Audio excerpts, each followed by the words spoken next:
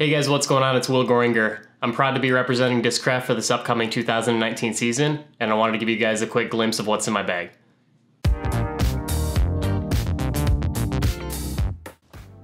Alright, let's start with the putters. So for my putting putters, I'm using two Lunas. I used the P2 before I switched to Discraft, so I was a fan of stable beadless putters. Before these, I was using the Challenger OS, if you recall, from my last in the bag.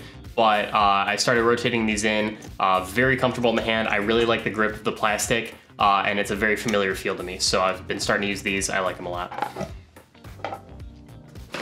I have another Luna. This one's specifically for throwing. If you watched my Luna review, you know that I like these a lot for turnover shots in the woods. They're very reliable. I've already thrown them a lot in casual rounds.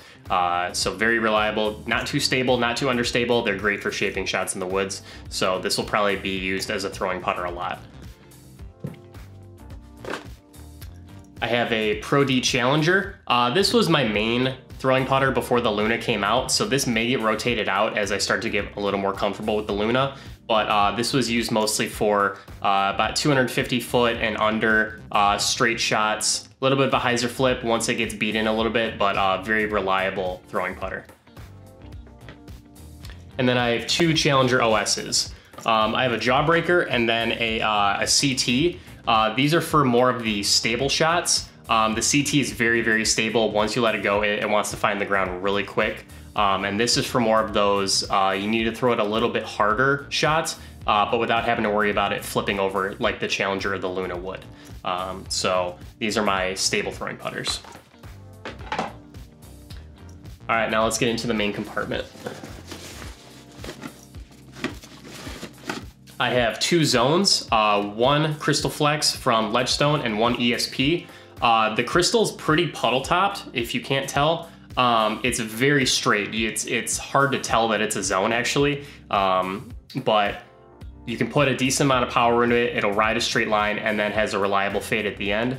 Whereas the ESP is very meat hooky. So it's good for forehand flick upshots or just if you need to throw a nice controlled hyzer upshot to the basket.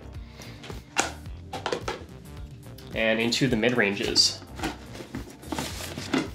So I have two buzzes. This is my 10-year buzz. This is my more understable one. It's good for hyzer flips, or you can throw it flat and hard and it'll have a nice anhyzer, but it won't burn on you. So this is beaten in nicely to a nice either hyzer flip or turnover.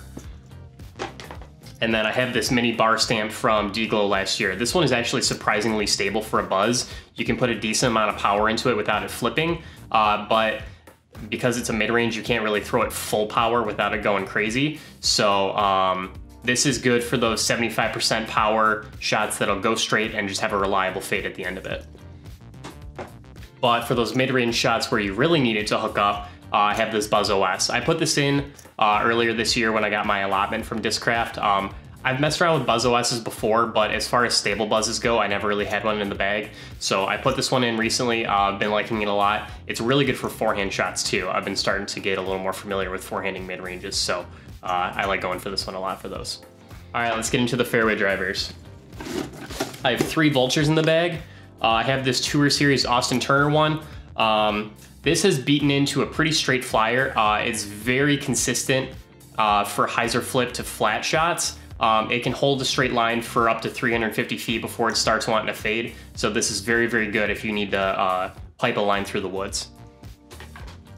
I have a Big Z one. This is my most stable. I probably throw this on hyzers mostly, but it's really, really good for those flat shots that you need to finish, but you don't have to worry about not putting enough power into it. So this is a good fairway for those reliable fade shots. And then I have this full foil. I put this in recently. I bought this from a buddy, or actually traded for it, but this is the most understable fairway I've ever thrown, and that's even more so than the heat. I can throw this on a full power hyzer flip, almost vertical, and it'll go into a roller. So I think this will be good for scrambles where I have to forehand flick out, but I've been also throwing it on some hyzer flip rollers with a decent success too. So I put this in the bag to kind of mess around with, but I'm actually liking it for some realistic shots as well. And then I have a Raptor. For those who know me, if you couldn't already tell, I really like throwing the color pink. The test flight I got from Discraft is orange, but I love this disc so much that I immediately bagged it. This I've heard compared to a Firebird. I kind of view it as a more stable vulture for kind of what I use it for. For those shots that I need the big Z vulture to just hook up a little more. But it's really, really good for forehands and backhands. I like this disc a lot and cannot wait to throw it more when it goes into production. All right, let's get into the drivers. So I have 3 forces in the bag right now.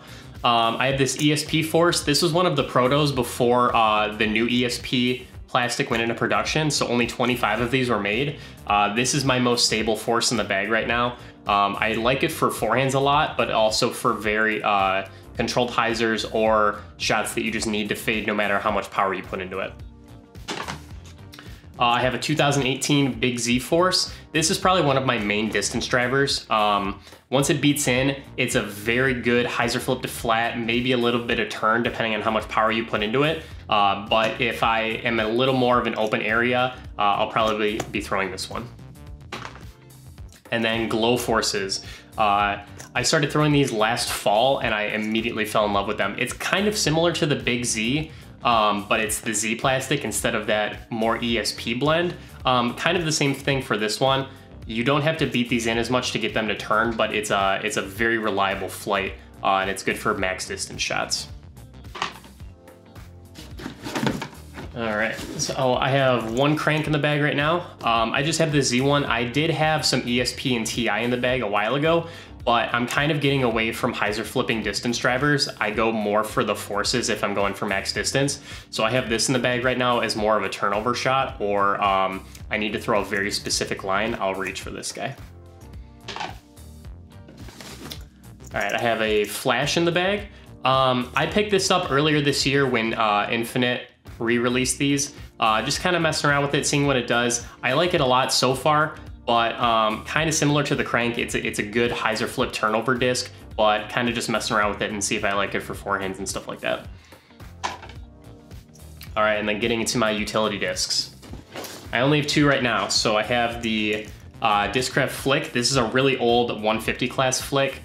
This is great for backhand skip shots. You'll get a huge sweeping skip off of these. I also use this for thumbers a lot too. So this is great for scrambles, thumbers, skip shots, whatever. It's still very, very stable even though it's 150 and very beat up. So great utility disc. And then I have a Crystal Flex Tracker. This is one of the 3 Plus molds, kind of like the Flick. I don't use this as a thumber, but it's very, very, very stable. So it's good for those reliable utility shots where you have to carve around something or just get to the ground as soon as possible. All right, guys, thanks for watching my In the Bag. I hope I'll see a lot of you on the course this year. And for those of you I don't catch up with, I hope a lot of you will follow my season this year. Hoping to do a lot of great things in the field and on the course. So until then, I'll see you guys next time.